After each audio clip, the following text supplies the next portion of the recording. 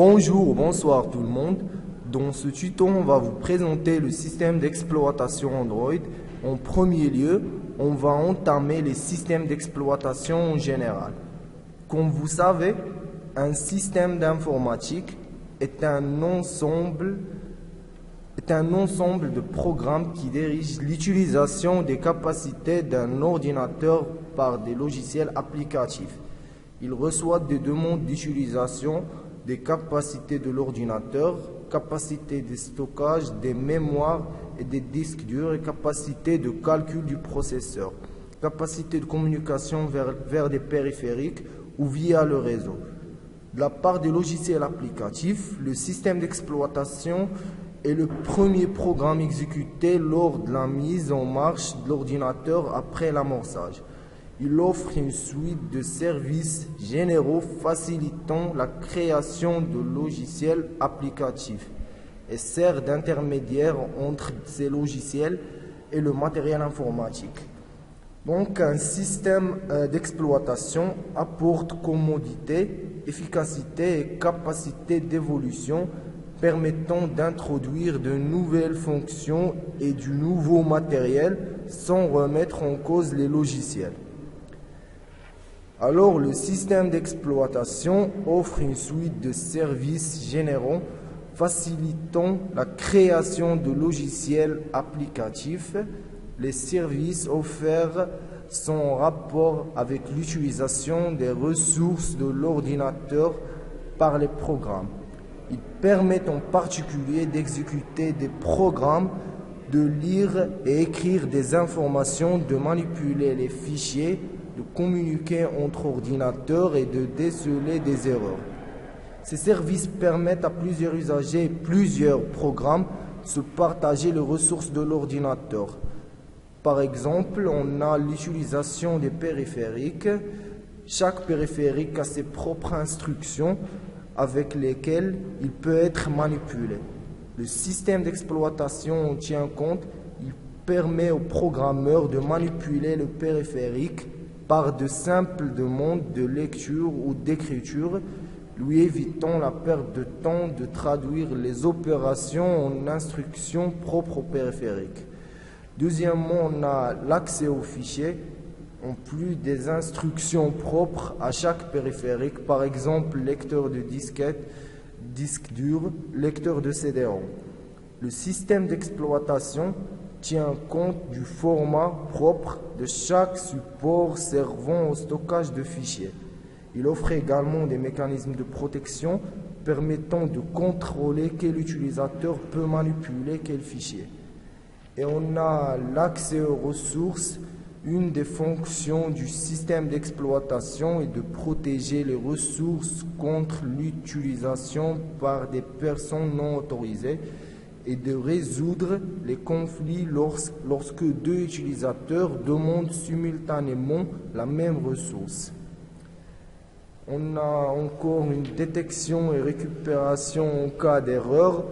Lorsqu'une erreur survit, qu'elle soit matérielle ou logicielle, le système d'exploitation traite l'erreur en adoucissant son impact sur le système informatique. Il peut tenter de réitérer l'opération, arrêter l'exécution du programme fautif ou signaler le problème à l'utilisateur. Finalement, on a contrôle, c'est-à-dire un système d'exploitation peut tenir des statistiques d'utilisation des ressources, surveiller la performance et les temps de réponse. En fait, il existe sur le marché des dizaines de systèmes d'exploitation différents, souvent livrés avec l'appareil informatique. C'est le cas de Windows, macOS, Linux ou Android. Les fonctionnalités offertes diffèrent d'un modèle à l'autre et sont typiquement en rapport avec l'exécution des programmes, l'utilisation de la mémoire centrale ou des périphériques, la manipulation des systèmes de fichiers, ainsi que la communication ou la détection d'erreurs. Comme on a adopté auparavant, Android est un système d'exploitation mobile open source basé sur le noyau Linux est développé actuellement par Google.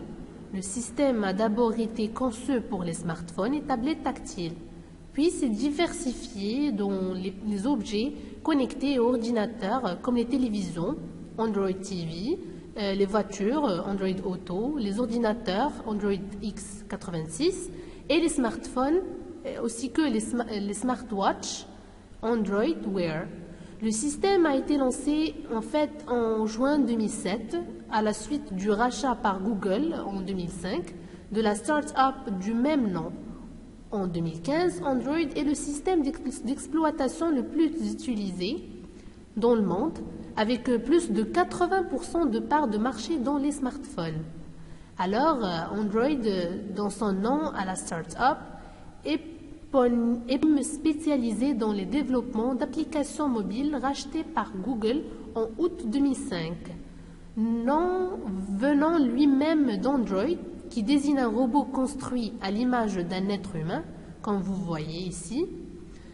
Les différentes versions d'Android ont toutes des noms de desserts ou plus généralement des sucreries en anglais depuis la sortie de la version 1.5, qui est la première version, et suivent une logique alphabétique de A vers Z.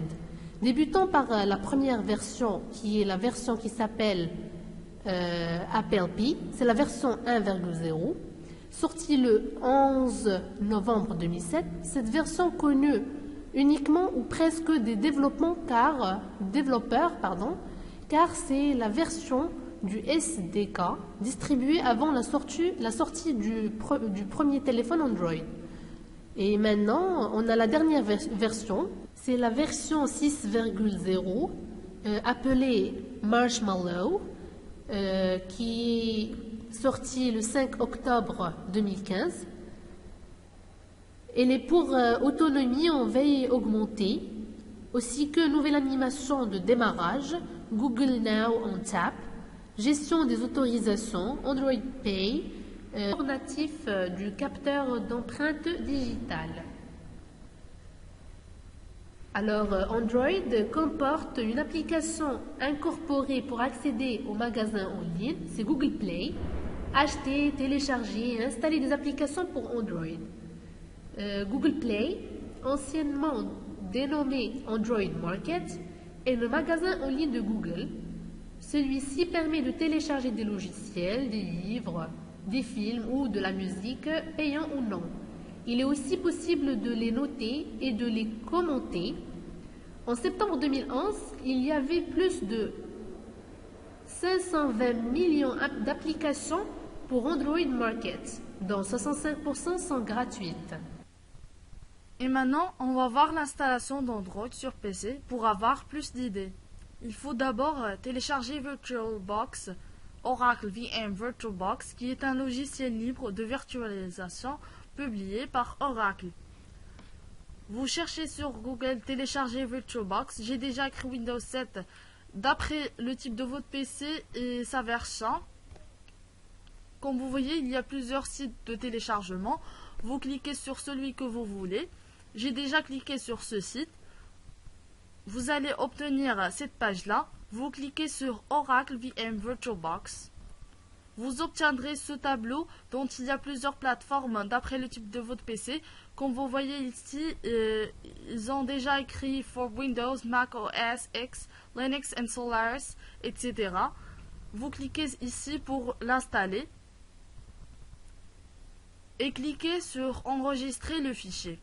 Je l'ai déjà téléchargé, c'est vraiment facile, vous allez suivre juste les étapes et vous allez obtenir ce VirtualBox. Après le téléchargement plutôt l'installation de VirtualBox, vous devez télécharger Android X86 et n'importe quelle version 4.0, 4.1, 4.2, n'importe quelle version que vous voulez. Vous allez la trouver, vous allez trouver plusieurs sites de téléchargement. Je l'ai déjà téléchargé comme vous voyez. Vous accédez à VirtualBox, cliquez sur Nouvelle, tapez Android, la version que vous voulez.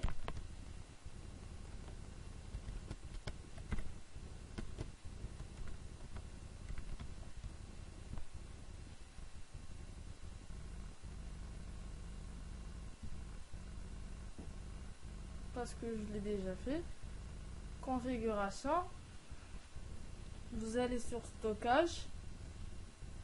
Cliquez sur ce bouton. Choisir un disque. Et vous cliquez sur le fichier que vous avez déjà téléchargé d'Android. Puis cliquez sur démarrer.